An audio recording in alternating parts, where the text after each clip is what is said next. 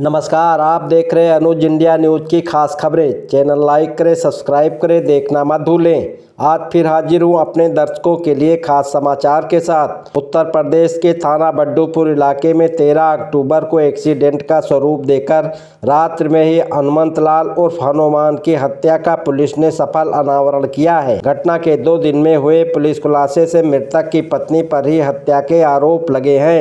हनुमंत लाल हत्याकांड में पुलिस ने मृतक की पत्नी और उसके एक साथी को गिरफ्तार कर जेल भेज दिया। आइए देखते हैं घटना के संबंध में अपर पुलिस अधीक्षक विकास चंद्र त्रिपाठी से विस्तृत जानकारी। 14 अक्टूबर को सुबह थाना घुमटेर पुलिस को सूचना मिली 112 के माध्यम से कि एक व्यक्ति का जो कि हनुमंत, जिनका नाम हनुमंत है, उनका एक्सीडेंट हो गया है। ये सूचना उनकी मृतक की पत्नी की तरफ से आई थी।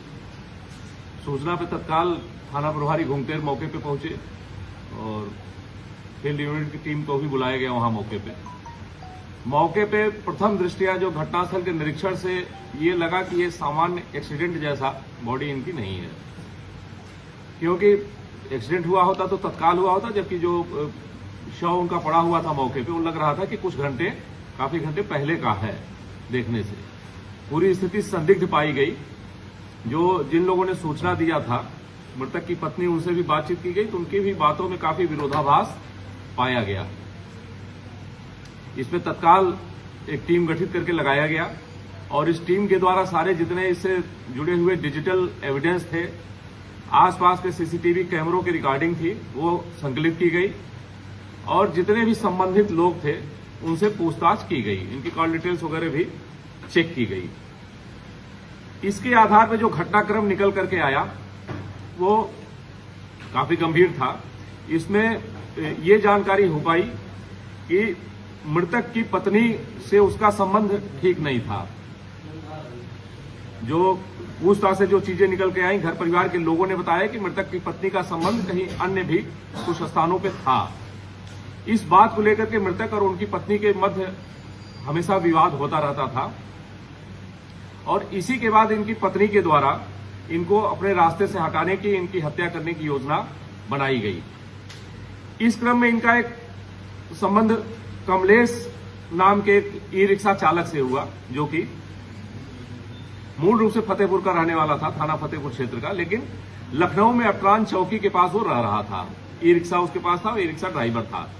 इससे विगत कुछ दिनों से इनका संबंध हुआ था और इन दोनों लोगों ने मिल करके इसके मृतक को, जो कि इनका पति था, उसको रास्ते से हटाने की योजना बनाई। कल ये लोग लखनऊ गए हुए थे और लखनऊ से वापस देवा होते हुए लौट रहे थे। रास्ते में देवा के पास इसने कहा कि मुझे मोटरसाइकिल से आना था इनको, लेकिन बताई कि मुझे ठंडी लग रही है और मैं ऑटो रिक्शा वहां पे था, ई रिक्शा था, ई रिक्शा से अब जाने के लिए बताया। और जो अभियुक्त कमलेश है, कमलेश का ई रिक्शा एग्जैक्ट उसी पॉइंट पे लगा था जहां पे इसने बाइक रोकी और ये जाकर के अभियुक्ता उसी ई रिक्शा में बैठ गई कमलेश के। वहां से ये उसके ई रिक्शा से चल करके अपने गांव के समीप तक पहुंचे। गांव के पहले का जो एरिया था, मुख्य मार्ग से कट करके इनके गांव पे जो सड़क जाती थी, जो मृतक की पत्नी थी वो ई रिक्शा पे अपने बच्चों के साथ थी और मृतक अपनी मोटरसाइकिल से जा रहे थे। रास्ते में उनको रोक करके वहां पे इन लोगों ने एक राड से उनके सिर पे प्रहार किया, अभियुक्त कमलेश ने और मृतक की पत्नी के द्वारा उनके सिर पे प्रहार किया गया, जिससे वहीं पे वो गिर गए।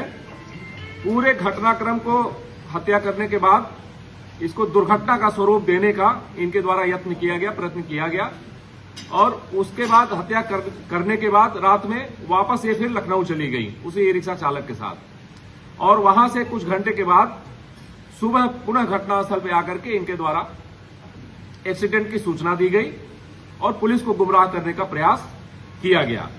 इस घटना में समुचित साक्ष्यों के आधार पे सारे जितने डिजिटल एविडेंस है, 2 लोगों की गिरफ्तारी की गई है। जो मृतक थे उनके भाई के द्वारा ये इस घटना में एफआईआर पंजीकृत कराई गई, जिसमें मृतक की पत्नी को और उनके जानने वाले जो उनके मित्र थे कमलेश, उनको नामजद कराया गया और घटना में पूरे सभी साक्ष्य संकलित हो जाने के पश्चात मृतक की पत्नी को और ई रिक्शा चालक कमलेश जो कि उनका परिचित था, दोनों की गिरफ्तारी कर ली गई है। इनके पास से जो आला कतल सरिया जिससे सिर में चोट पहुंचाई गई थी वो बरामद किया गया। इसके अतिरिक्त घटना में प्रयुक्त मोबाइल फोन और घटना में प्रयुक्त ई रिक्शा भी बरामद कर लिया गया है। हमारी टीम इनसे लगातार पूछताछ कर रही है।